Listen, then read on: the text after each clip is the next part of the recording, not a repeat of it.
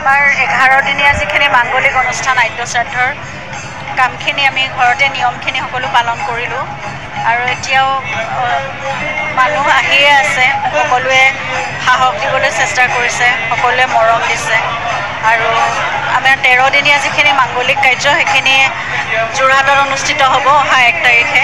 যোৰহাটৰ ৰাইজে যোৰহাট বুলিয়ে নকওঁ উজনিৰ ৰাইজে অনুষ্ঠিত কৰিছে সেইখিনি যোৰহাটৰ ৰাইজে বিশেষকৈ আৰু আমি কাইলৈ ৰাওনা হ'ম আমাৰ পৰিয়ালৰ বহুকেইজন বন্ধু বান্ধৱ মিলি আমি যাম আৰু তাতে যোৰহাটৰ ৰাইজৰ সৈতে আমি 13 দিনীয়া যিটো মাংগলিক অনুষ্ঠান সেইখিনি আমি নিয়মখিনি পালন কৰিম সকলোৰে উপস্থিতি আৰু সহযোগিতা কামনা কৰিছোঁ আৰু জুবিনৰ প্ৰতি শ্ৰদ্ধাঞ্জলিও তাতে জনাব পাৰিব হয়তো প্ৰশাসনে দুদিনীয়াকৈ ব্যৱস্থা কৰিছে জুবিনৰ প্ৰতি শ্ৰদ্ধাঞ্জলি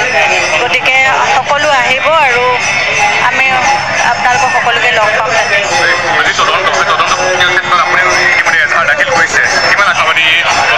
সম্পূৰ্ণ আস্থা আছে আমাৰ নিজৰ আইন ব্যৱস্থাৰ ওপৰত আমাৰ ন্যায় ব্যৱস্থাৰ ওপৰত গতিকে সেইখিনি যিখিনি কথা আমি জানিব বিচাৰিছোঁ কি হৈছিলে প্ৰকৃততে আৰু কিয় এনেকুৱা এটা সাংঘাতিক ঘটনা হ'বলৈ পালে সেই কথাটো আমি সকলোৱে জানিব লাগে আৰু যদি